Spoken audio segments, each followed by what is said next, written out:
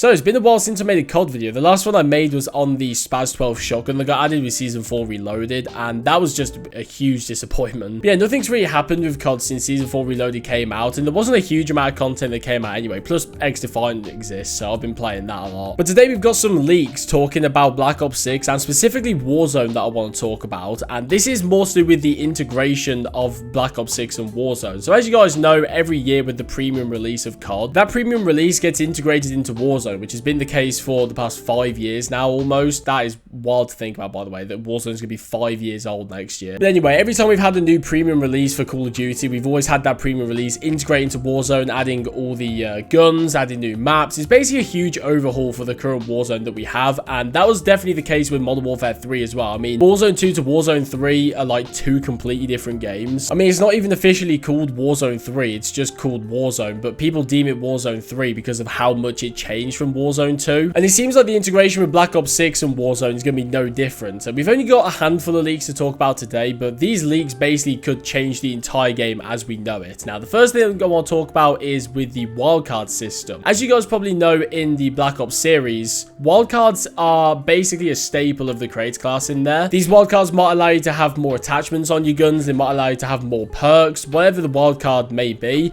And apparently we're getting these wildcards added into Warzone when Black Ops 6 integrates. And one of those wildcards is going to be an 8 attachment wildcard. Now, we don't know if this is going to be a very similar situation to when Vanguard integrated with Warzone, and it was only Vanguard guns that could have 10 attachments. It wasn't a thing that you could have with Modern Warfare 2019 and Cold War guns. So it's possible that only Black Ops 6 guns will be able to have 8 attachments.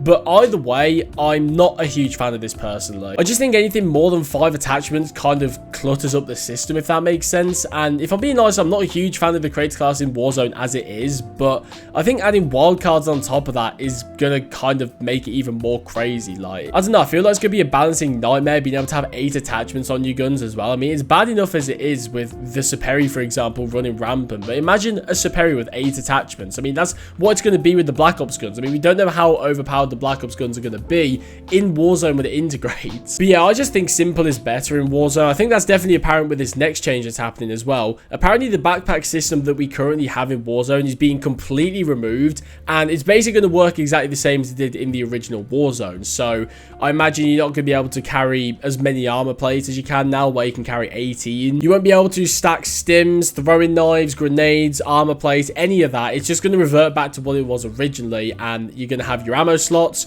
your lethal and tactical, and I imagine they'll add some kind of armor satchel so you can carry more plates. Now, I have to admit, I do like the more simplistic nature of this, but I also feel like this is a wrong move. I mean, I feel like the backpack system in Warzone at the moment, it gives you a lot more freedom in your gameplay. I mean, if you want to run entire stims, you can have, what, 10 stims or something like that, or 12 stims. You can just go and stim off into the zone. I know it's annoying, but it's something you can do. Or you can run, I don't know, 5 stun grenades and just throw stuns at people. Like, it gives you just a lot more options for playing. It gives you a lot more variety, and it's not too complicated to navigate either. Like, I feel like the backpack system isn't too convoluted, like, say, the one from Blackout, for example. But at the same time, it's more simplistic in its nature, so I don't hate it like I do the wildcard system. I just don't think it's the right move necessarily. And the final one I want to talk about today as well is a new perk that's being added, and that's unlimited tac sprint. So firstly, I think this is something that's going to be in Black Ops 6, either as a perk or maybe just the standard feature. But maybe unlimited tac sprint is something that is in Black Ops, and they kind of want to bring that into Warzone as well. One, how's that going to work with double time? I mean, isn't double time just going to be basically useless now? And also, I feel like this is just something else for the Movement Kings just to reign supreme in Warzone, and I hate that shit. There's nothing I hate at the moment.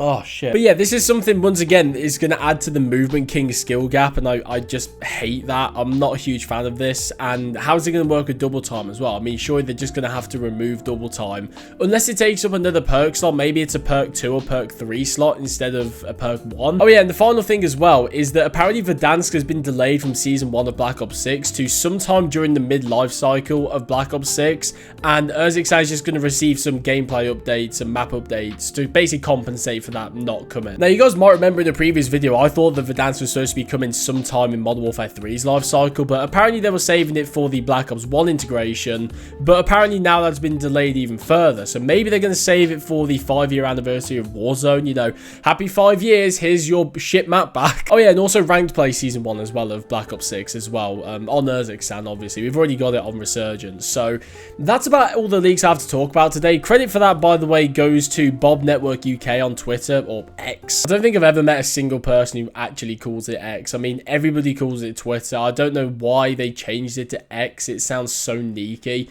Oh, hop on X, bro. Look at this. But yeah, those are basically all the leaks for Black Ops 6's integration with Warzone, and I'd like to know what you guys think down in the comments below of all this. But for me personally, like I've already said, I'm not really excited about a lot of these changes. Like, I feel like Warzone's in a pretty decent spot right now. I mean, I feel like the wildcard system is just going to overcomplicate the game even more than it needs to. I mean, I feel like Warzone 3, Warzone 2.5, whatever the fuck you all call it now, I feel like it's pretty complicated as it is already from the original Warzone. I said this to my mates the other night. Do you remember dropping in Rebirth Island originally and how little there kind of was, but how fun it was? Like, you'd drop in, you'd go for a loadout, you'd loot your guns or whatever off the floor, your money, and that would be about it. I mean, if you think about dropping into Rebirth Island back in the original Warzone, what was there really to do? I mean, you dropped in, you looted guns off the floor, you looted money, you got your loadout, and there are a couple kill streaks you could buy, you'd have your fire sale, that'd be about it. And I know it sounds like I'm downplaying the original Rebirth, but I was hooked on that shit. I played so much of the original Rebirth, and that's because of its simplicity and how addicting it was. Like, it used to feel like back in the original Warzone, getting 10k was quite hard, but now I'm running around with like 50k in the final zone. Like, it gets to a point where you just expect to have money. Like, there's been so many times where I've gone to buy someone back in one of the final zones and I've not had money because I'm actually so used to having just like thousands of pounds. I don't know how to describe it. Like, it just feels like Warzone is really overcomplicated now, where the thing that hooked me originally was how simple and addicting it was, and it's not really recapturing it anymore. It's a shame. And that is me talking about Rebirth Island as well. I mean, I loved Rebirth when it first came out in season 3, but this season I'm not really feeling it anymore. It's such a shame. I mean, that does kind of go for standard multiplayer as well. I mean, I'm just enjoying X-Defiant way more than Modern Warfare 3, and I've said it a number of times. The reason I prefer X-Defiant at the moment is just how simple it is in nature. I mean, don't get me wrong, I love playing COD, and I'm always going to be buying the new games and, you know, making videos on them as long as you guys watch them, but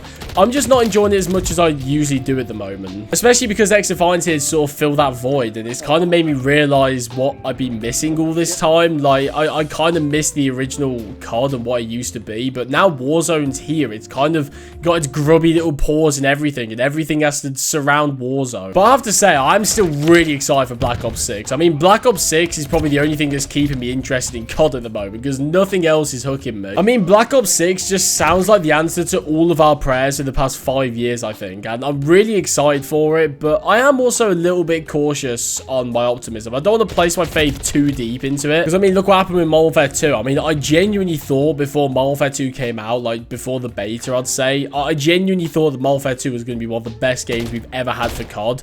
And yeah, that didn't come true. Let's just put it that way. I think at the very least, Black Ops 6 is going to bring back a lot of people and maybe disappoint a good amount of those people, but it will at least bring them back and bring COD sort of back into the limelight again. I mean, I think the Prestige system alone has got a lot of people interested in the game and actually looking forward to grinding it. I mean, there's just something special about hopping into a brand new COD game and grinding Prestiges. Like, if you guys started playing COD after Modern Warfare 2019 and haven't gone back to the previous ones, you'll experience something that we experienced for a long time. You'll realize why we miss it so much.